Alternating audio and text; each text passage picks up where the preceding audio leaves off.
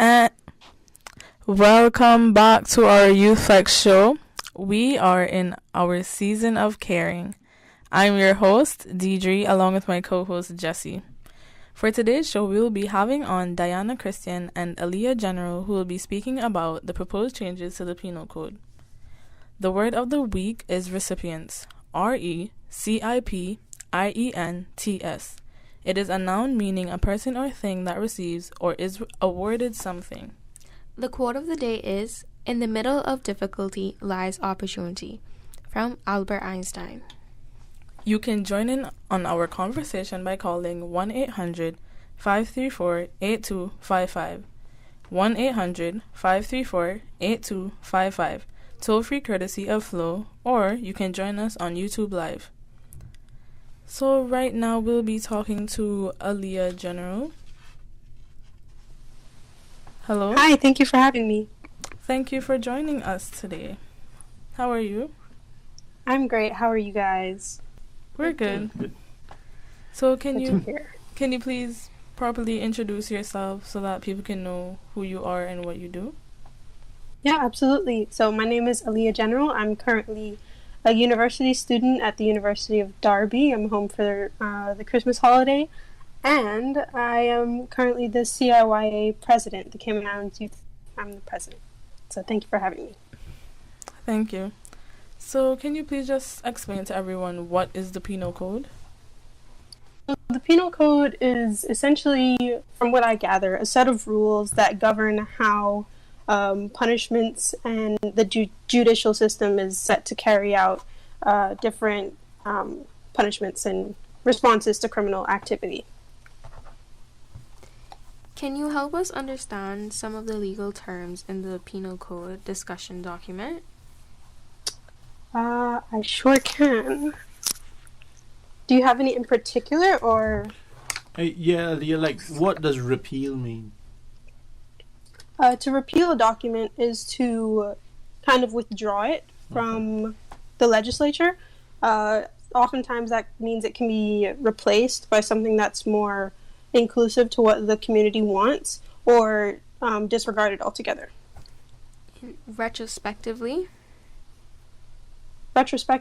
it means when you're looking back into a case that has happened already, and you're using the information that you have now to understand how that should have been handled. In ratification. So it's kind of like foresight. In ratification. Ratification. I actually don't know that one.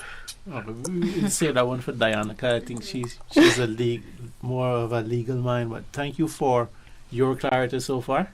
Mm-hmm. But Absolutely. I know it comes up in the document quite frequently that is put out for public discussion. So I wanted to try to get these terms so when we do share the document with youth groups, they can kind of wrap their minds around the concepts quite quickly, and then they can get around to giving their feedback with a lot more confidence. Nice. Yes. So what are the proposed changes to the Penal Code? So some of the proposed changes to the Penal Code, they fall under 7 topics of interest, 7 different categories. The one that the Youth Assembly and I have been discussing most recently is the minimum age of criminal responsibility, which you guys mentioned in your last discussion. Yeah. There's also compulsion by spouse, insulting the modesty of a woman, abortion, unnatural offenses, indecent assault, and incest. What is the position of the Cayman Islands Youth Assembly on these amendments? So our position on the minimum age of criminal responsibility, as we work through the topics of interest, that's the first one that we've looked at, is that it should be increased to at least 12 years old, if not 14, to meet international standards. But before any of that happens, we all agreed that some serious social improvements need to be made to ensure that we don't have children between the ages of 10 and 14, 15 maybe, getting into criminal issues. Okay. Thank you for that. No problem. Do you know, when is the deadline for the feedback? I actually do not know. Okay. I It's believe in it was March. mentioned It's in March. in March. Okay. So we're trying to get as much public feedback, especially from young people, like by the end Yeah, of I think that's really February, important. so we can have it all we can have it documented for official feedback to the discussion paper. That's why we're having this kind of forum today. Okay. Mm-hmm. And will you be going to youth groups to hear what they have to say? Like Zooming with them? Definitely. If I have the capability, if I have the Zoom link, and if my schedule permits, that's definitely something that I want to be doing. A big part of the CIYA and what we do is being able to talk directly to the youth and understand where they're from and understand how people think. So I think a great way to do that is to go to different youth groups and help educate and understand so that we're all on a level playing field. Why do you think this is important to involve the community to make a decision like this? I think it's important, firstly, because this kind of opportunity doesn't necessarily present itself too often. Obviously, we live in a democracy, but I speak for myself when I say this. I don't know the last time I was asked to fill out a questionnaire to give my opinion on government or judicial issues and judicial decisions. I also think it's important for us to really take charge of the future that we see for ourselves and just understand that the future lives that we live, we have immediate impact on them now. And this particular commission to review the Bill of Rights is very important so that we can shape the future that we see for ourselves and so that it's a sustainable and safe one. Okay. I agree. So you're thinking that the youth assembly is leaning more towards age 14 or age 12? Age 12, I think. In our last meeting, we didn't have as many members present as I would have liked. Okay. But from what I received, I think age 12, yeah. Okay. All right, because we could make a public appeal by throwing it out to the public today to call in and also give some feedback onto what they're doing, and I'm here making a tally. So we can add this to our response and our feedback to the penal code, to the Cayman Islands Law Reform Commission, saying this is from our public discussion on youth flex, and this is from other public discussions with youth groups to get youth input on it.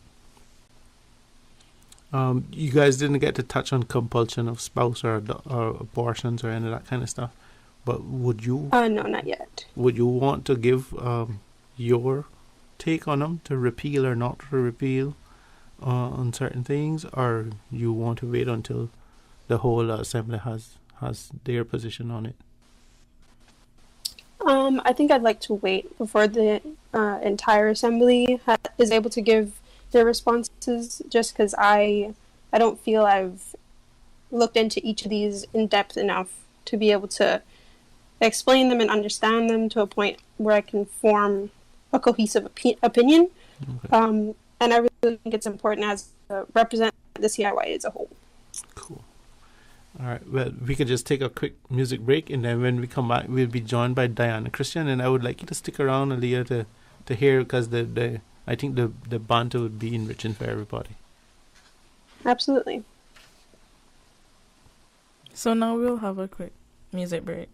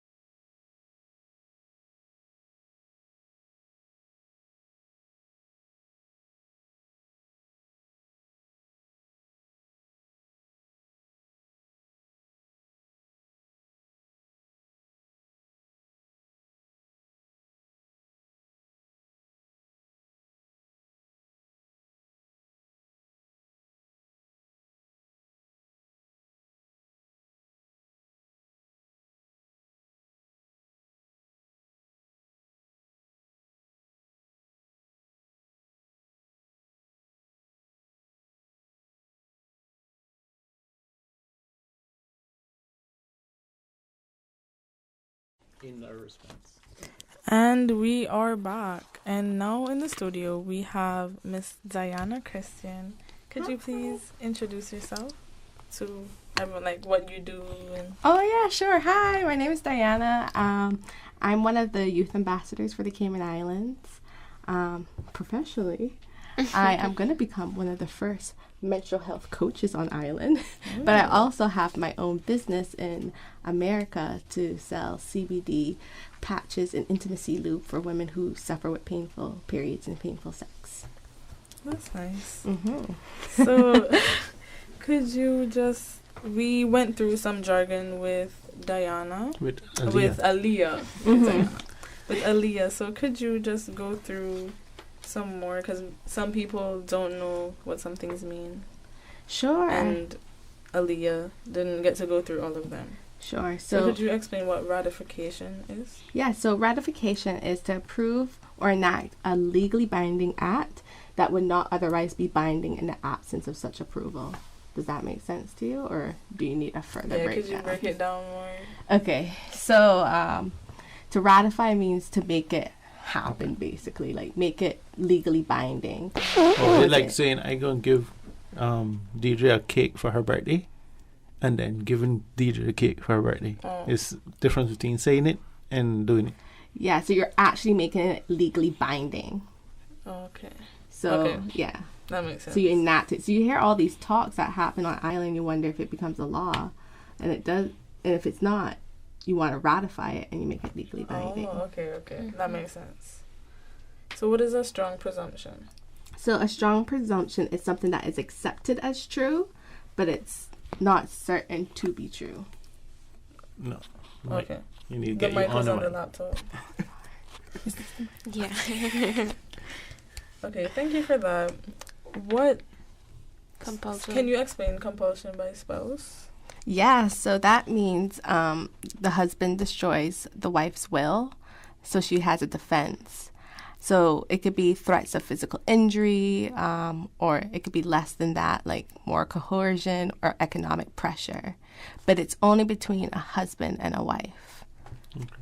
Wait, could that happen the other way around too, where the wife could compel the husband, especially if like he's a immigrant, like he's not a Caymanian and he's married to a Caymanian? And So currently under our law, no, and that's the issue. That's why they want to repeal it, to make it more inclusive, because right now it's restrictive. So it says the current defense of compulsion is restrictive. It's only available in respect of the cases of persons of the opposite sex who are married. Oh, I guess so. But it's mostly used, sorry. How I read it, it was mostly used between just the husband and wife. Man against the but woman. I guess there is women who do that too. We can't always blame the men. So I guess that it can't happen that way. But it can't happen in same-sex marriages. It can't happen to siblings. It can't happen with parent and child. It can't happen outside of It's that. only compulsion by spouse. Yeah. Okay. Well, of opposite sex. Oh, that's okay. very key. So that's why it's not inclusive, because you Okay. know there's a new law where same-sex Same-sex can happen. marriages. Yeah. Could you also explain unnatural offenses? I didn't go that far, but I could go to it. So unnatural offenses, I think that was in relation to the gay couples, so that they can get, you can be in trouble. Because back in the past, I remember when I was like in middle school, like two gay guys holding hands, that's unnatural offense, and they got in trouble, and there was all these issues. Yeah, I know. Wow. A lot has changed in progress. So I put my opinion as agreed, because it does go against the recently new law that we just spoke about, where if they can get married here, it kind of like doesn't make it contradicts Yeah. it. Doesn't make sense to still have that. And honestly, I said that it's not Cayman kind, and especially with the recent hate crime that happened last month or this month. This month. So yeah. So just to it's already happening here. What are you gonna do? Start prosecuting people for it? That's gonna be a lot of prosecutions Yeah. for. Yeah. So what do you think the minimum age of criminal responsibility should be? So I have I have very strong reasons why. So I think it should be at least 14 to 16, and that is recommended by UNICEF. There is a report, and I can send it to you all if you guys want it. It promotes states to ensure that the minimum age of criminal responsibility is over 14, and that it actually continues to be increased. I can give my reasons why I think it should be increased if you want to hear. Okay. So I think the criminal age needs to reflect the physical and mental immaturity of children. So I really think we need to promote more non-judicial measures, such as care and counseling to deal with children in conflict of the law. So I got this excerpt from the American College of Obstetricians and Gynecologists in relation to mental health disorders in adolescents. The excerpt says, at least 1 in 5 youth aged 9 to 17 currently has a diagnosable mental health illness to some degree. 1 in 10 has a disorder that causes significant impairment. 1 in 10, okay? And only 1/3 of these youth receives the necessary treatment. So that means 1/2 of all serious adult psychiatric disorders starts by the age of 14, but treatment does not even begin for 6 to 23 years after the onset. And that in America, America? where they track almost everything. Imagine in Cayman, we don't track everything. yeah. We don't do a lot of studies with young people. We don't do a lot of studies to see where they're at mentally. We haven't done any mental research since COVID, which we all know is a toll on everybody, right? So I think pressures needs to be laid on adults. For me, I would say 18. 18 is when you can drive. 18 is when you can vote. 18, have it to 18 if it were up to me, because that's when you're deemed in the majority. But I think 10 is really young, because at 10, kids are still in primary school, just going into high school. Yeah, I think all the teenage years, they don't, up to probably about 18, you get a lot of pressure that you won't be able to stand up against. Peer pressure is real. And most kids are just immature at that age. And they want to fit in. Yeah, they just want to fit in. They're not. And sometimes they don't even think it's a crime, you know. They just think, being bad or disrespectful. They're not And they only but think in the moment. Yeah, but if you were cursing in the presence of a police officer, that's a crime. And a lot of people don't know that. They just think, I can say what I want to say. Yeah, freedom of speech, well, that's a crime. Disorderly conduct. Right? So, and you might even know that. When I was reading the document, I was saying, I think I could ask my team if we should get some young legal minds like Diana to go into the schools and kind of explain to young people. Because even if we move to age 14, say the vast majority say age 14, we still got a lot of 14, 15, 16, 17-year-olds that are still in high school. And plus, they don't even know. They don't even know that they're liable for prosecution. Yeah. Exactly, and that's why the UNICEF said it's just because it's a huge gap between 10 to 18. Because I agree, I thought 18 too, but if you're gonna start somewhere, at least start 14 or 16. You know, at least, because they said at least, and it says put up 2 minimum at least. So, I wanted to put this point where, in regards to the mental health, where a lot of these youth, we all have mental health is part of everything. We all have physical health. We all have mental health, etc. Yeah. That's something we should not be ashamed of. I think Aaliyah's still on the line, right? Aaliyah? Hello? Oh, yeah, there you go. Okay. Oh, okay. I just wasn't speaking loud enough. My bad. I say mental health should not be punishable, but helped. We we don't punish those who are physically ill. So why are we going to punish those who are ill? Exactly. Yeah, it doesn't make sense. Exactly. And kids are still developing and they need help. And this is where I said this. it's just seen as misbehavior and acting out, but it's totally misinterpreted for mental illness. And I think that's something so new in Cayman. We'd be like, oh, they're so bad, or oh, they're so this and this and that. Yeah. We don't see how we're playing a part too. Why are you putting them down? Yeah, and I also feel with mental health, we see it that they're a victim of whatever offenses they're committed when really they're a victim of the illness, and we don't see that. Yeah.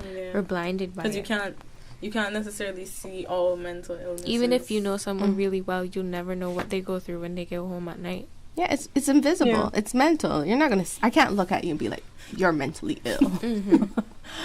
Like, And I think we have to be really diligent when we deal with young kids committing offenses like this, because that's not... It's normal for kids to act out, per se, but it's not normal for them to commit crimes and to, like, want to commit crimes. Exactly.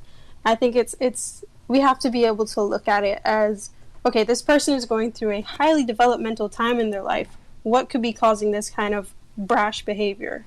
and that's where it comes into. It takes a village to raise a child. Yeah. I know that recently with my pregnancy and my new little baby boy. It really takes a village. Becoming a mother changed my perspective so much, and I understand parents on a whole new degree. When you guys become mothers, if you become mothers, you will understand this on a whole new degree. Where, unfortunately, in Cayman, and I think Cayman Mara Road brought it up yesterday too, we have so much dysfunctionality in Cayman, and especially in the families. And that cycle needs to be broken, because kids not just going to make up their mind and just do as they please. They're seeing it somewhere. Mm-hmm. We can't just blame the kids. Yeah. Where are they seeing this? Mm-hmm. And there's so much toxic traits, and we know with this recent pandemic of COVID that there has been a heightened reports of domestic abuse in the homes. So imagine the detrimental impact that has for those children. And so I said somewhere where, yes, you have to deal with them, but I think ways we can deal with them is not involving the police so much. Because you're already going to put in their mind, imagine if the police is dealing with you all the time, you're going to just think, I'm a bad person. I'm no good. I'm a criminal, this and that. No, I'm not going to say this across the whole board of all offenses. There's certain offenses that are very, very serious. Mm-hmm. There's certain offenses that aren't as serious. Where I think we need, everyone should get more mentoring programs with the troubled youth. I was the cream of the crop in school, and I said it from then, and I still say it from now. The cream of the crop don't need the mentoring programs as much. Mm-hmm. It is the troubled youth. We get it so easy. And I'm saying this as someone who got these things thrown at me. Mm-hmm. And I appreciate them. Mm-hmm. But I see the difference it would make to someone who actually needs it. Why would you give a scholarship to a rich kid versus a poor kid? It doesn't make sense. Now, I really think we need to have more mentoring programs and counseling programs.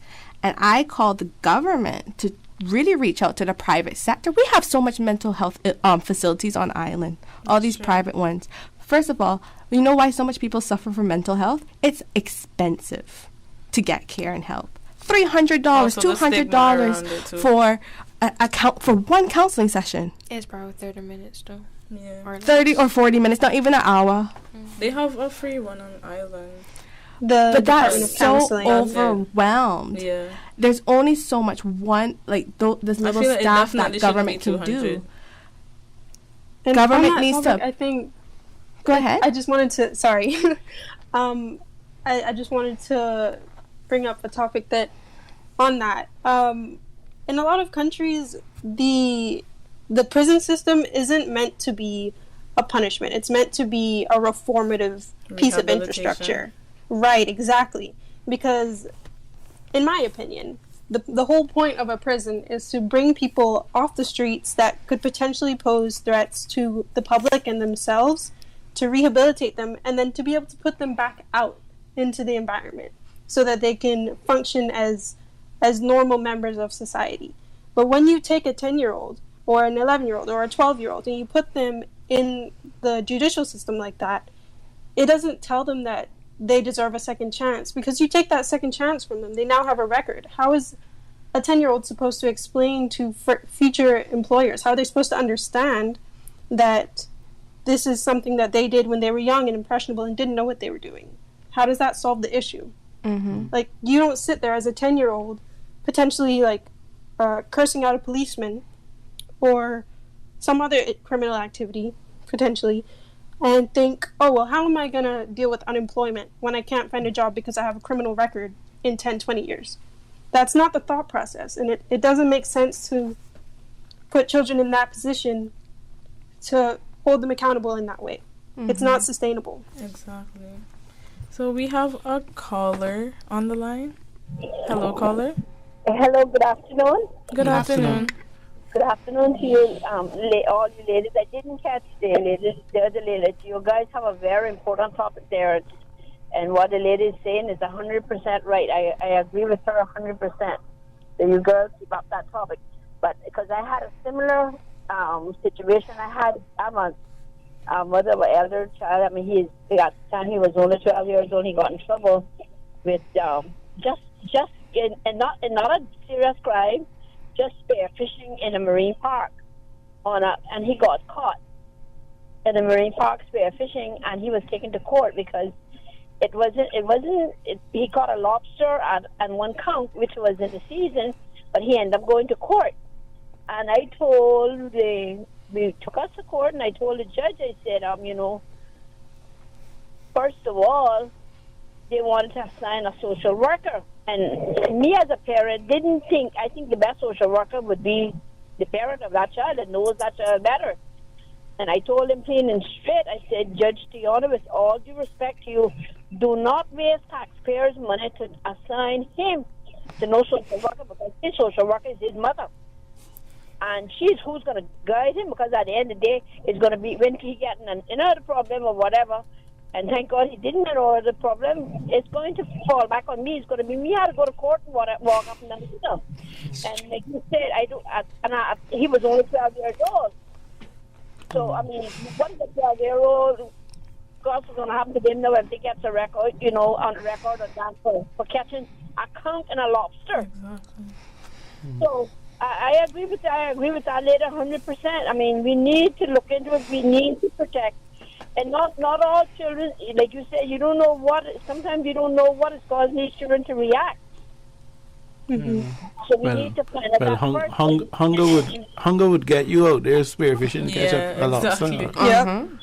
That could just be to feed your family. Yeah. And that's the social issue. Yeah. Yeah. So Miss, what age do you think it should be? Pardon? What age do you think it should raise to? There should not be taken up no earlier than 17 to 18 years old. Okay. They can't do nothing.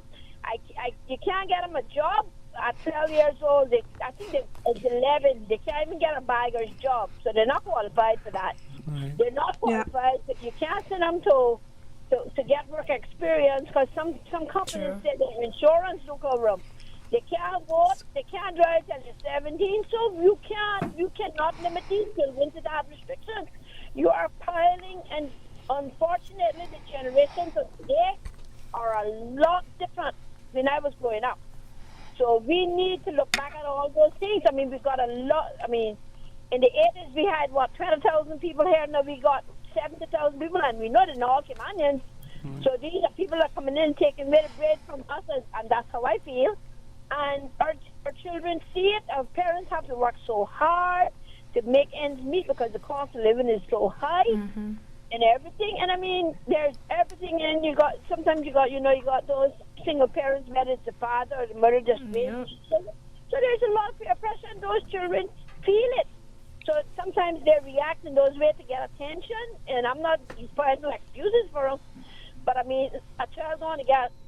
No, where I gave my child wrong for it was because I told him that he was not to leave my yard. And that's where I gave him wrong for going spearfishing. Okay. And he made the Hawaiian sing in school. Okay. So it wasn't like if it was an illegal weapon, they shouldn't have taught them how to make it. And so there are things like that, and I agree with you guys. I said keep up the topic. I mean, I was driving as a parent. I was very interested in your subject, and I said, I have to comfort these people, reach out to them. So congratulations. I hope that there's more parents that are listening.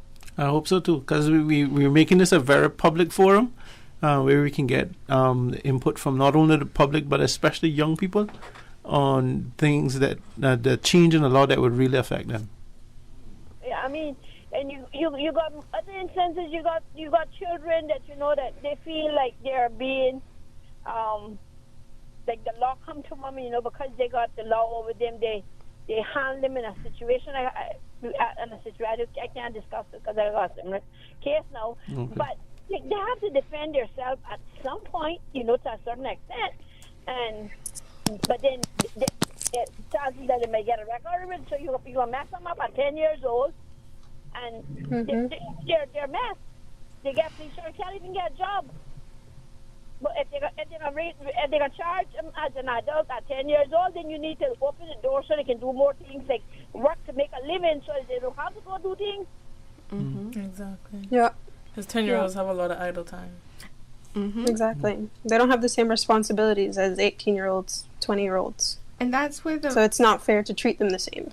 Exactly, and I think that's why the mentoring programs come into place for the trouble. I remember having this conversation with people in my year group. They were like, I wish I could have a mentor, or I wish I could do these activities you do, but I'm in a lower set, or I give some trouble here and there. They always do that, and they still do it. It's not fair. And I also feel like with certain of the clubs at schools, majority of them you don't even know that they exist inside the school, because I joined one of them when I was in high school, and when I was a part of it, one of the teachers even said himself, this is such a well-kept secret in the school because nobody knew about it. And then when I joined the club, I was like, wow, there's plenty of people here, and the opportunities that occurred and that I were able to experience from that club alone, I think the school should know more about.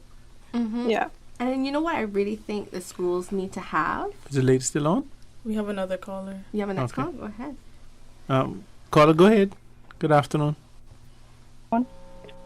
I too I'm listening to that topic and I'm 100% for it as well, or for it and against all of what's taking place, because I also have a nephew, and he got in some problem when he was 12, and when I went to get a police record for him at 15 years old to take him on a little trip, he couldn't go because he had a record. Wow. Yeah, and that would have been his first time to the United States, and I had the ticket bought and everything, and when I went to get the police record for him, I was told, oh no, he can't go.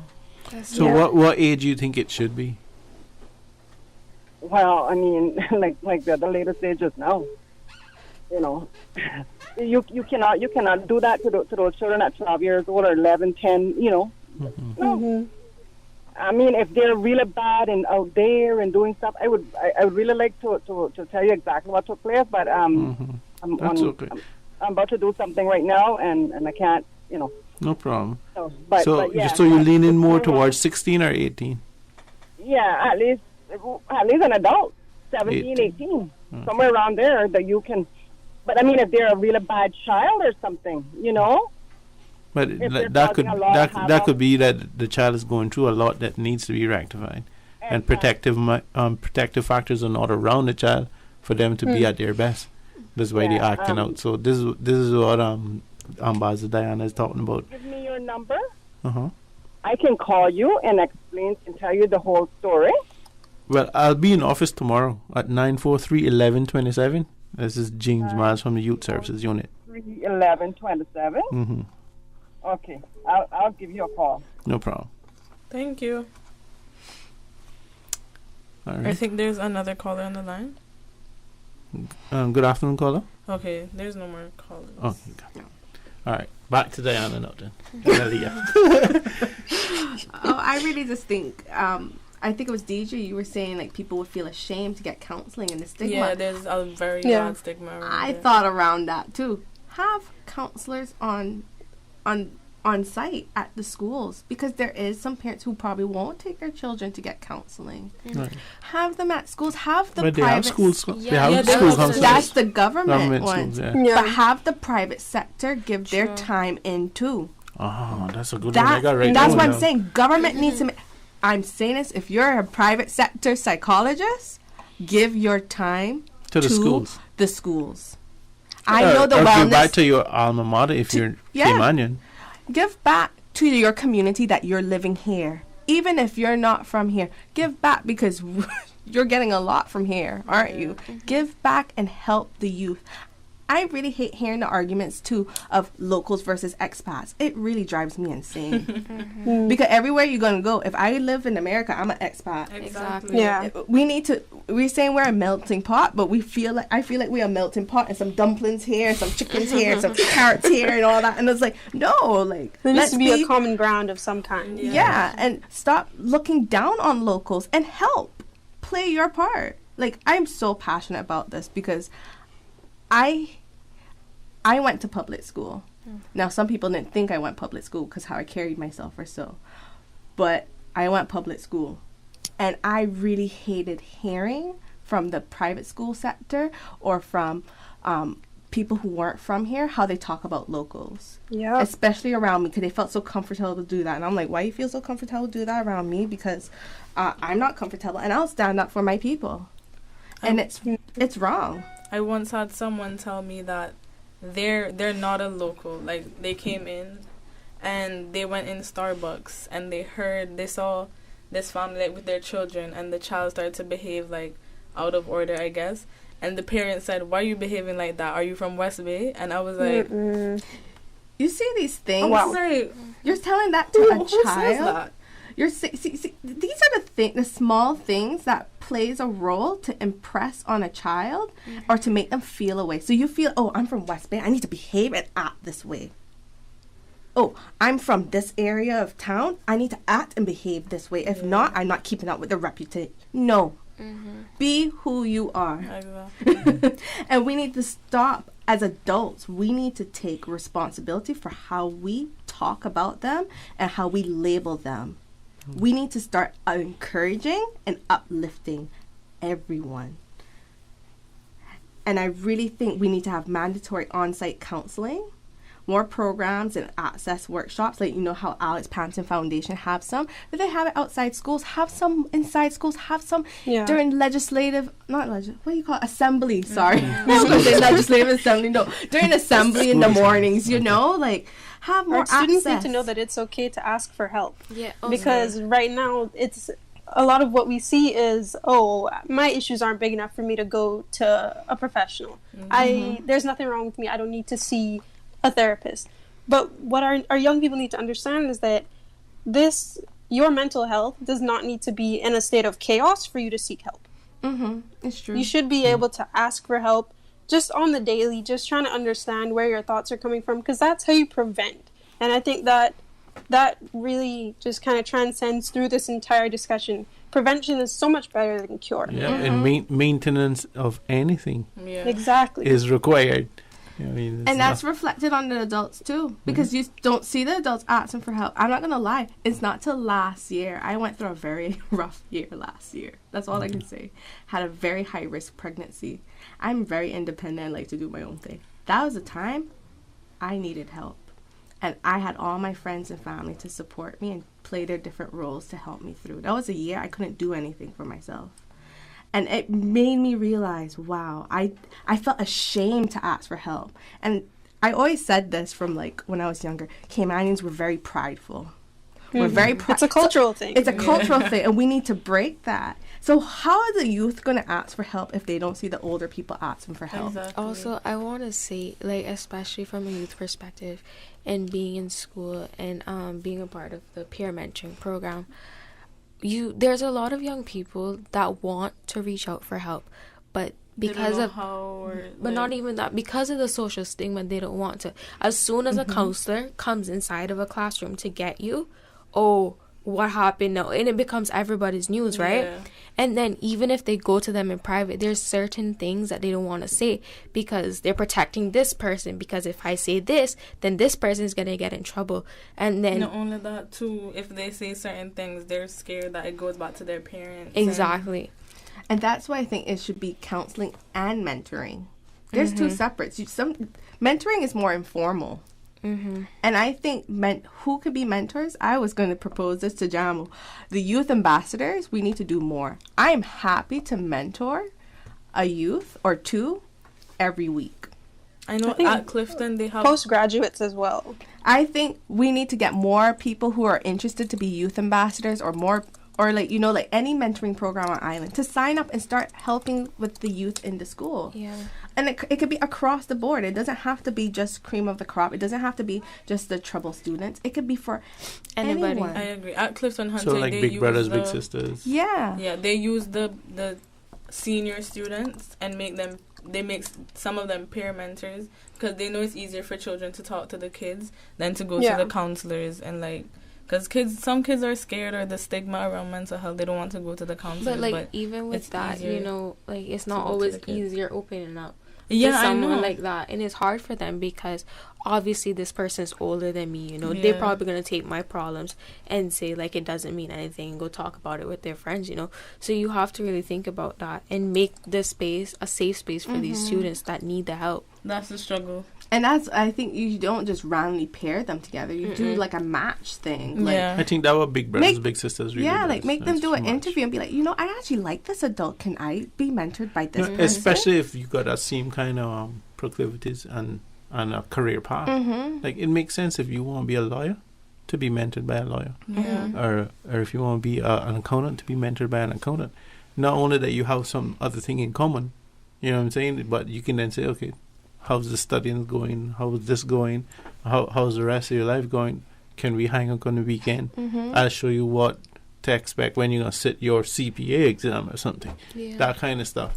And it'd be a more enriching experience. And also, like, you know, we're the stage that we're at in our academics right now, you know, we're merging into a career that our desired career path and stuff, and we're going through schooling for it. And you know, sometimes we don't really know the protocol to go through to get certain things, you know. Like I know when I was going through the process to go into UCCI, even like past students, you know, it was always jumbled up and there was never a certain way. So I feel like we need people in order to help us get through these paths of uncertainty, to help us make everything clear. So we're just gonna take a quick music break. This song is Say Yes by Michelle Williams.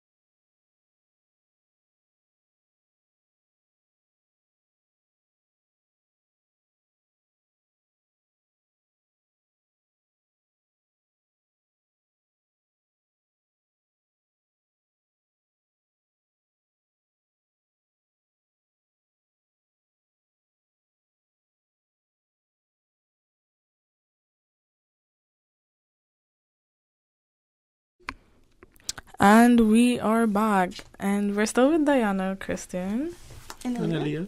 and Aaliyah. And we'll be touching just a little bit on what compulsion of spouse is. So could you just repeat what it is? Sure. So it is, the husband or the wife destroy their spouse's will. They have a defense. So it could be through physical injuries, any more coercion, or economic pressure. So since you guys plan to repeal, they want to repeal it, correct? Correct. And change it to what? I don't think it will be, Or like what would be the to make it more improvement? inclusive. I don't think it will be actually, so basically, Cayman Commission just wants to support England's view of just repealing it, and then that's it. It's not going to include anything else because so we it'd just have the be defense of gone. duress already. Oh, okay. So the defense of duress, anyone can claim that if they felt pressured to do something. Okay. And that will make it more inclusive. Does that make sense?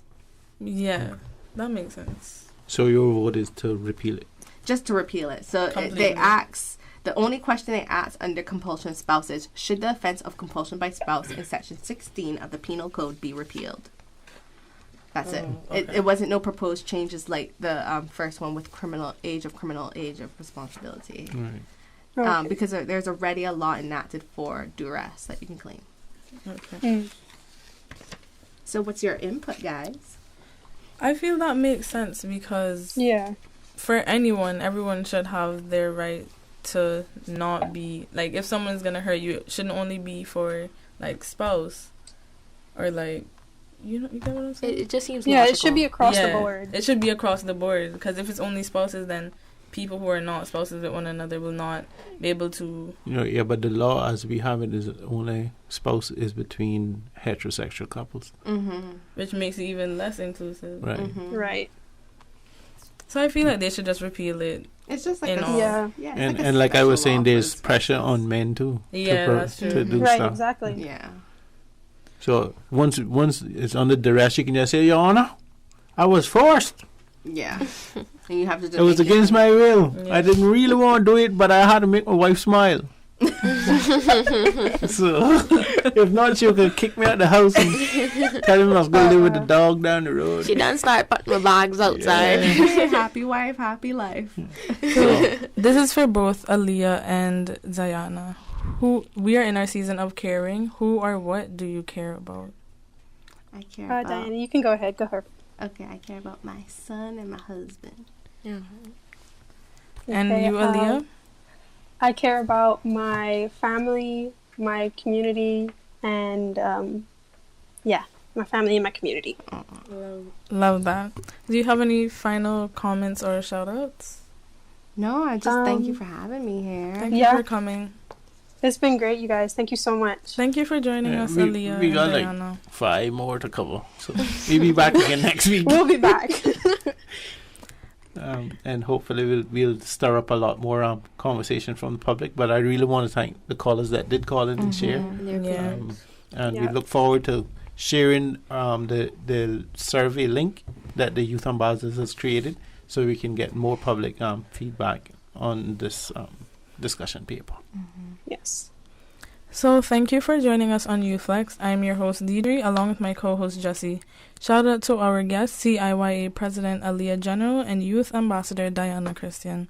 Shout out to Radio Cayman for their work on sound and boards, Mr. Will Sinatra, DJ Lynn, and DJ Silver Fox. Shout out to Conrad for the live YouTube feed. Also, special shout out to our Youth Flex crew, Jared Miles on Youth Flex Socials and Community Service, our musical director, and on Youth Flex News Desk Sarai Ramji, Mikhail McLaughlin, our promo director, and the 100+ Flex family all over the globe. Thanks to CIFA, Cayman Insurance Center, UE Open Campus, and Mosquito Solutions for sponsoring the Super Jam, and to you, our listeners, for tuning in every Wednesday 4 to 5 for Youth Flex on 89.9 FM. Join us again next Wednesday for Youth Flex's Season of Caring. Until next week, this is your host, Deidre Edwards, reminding you that Jesus loves you.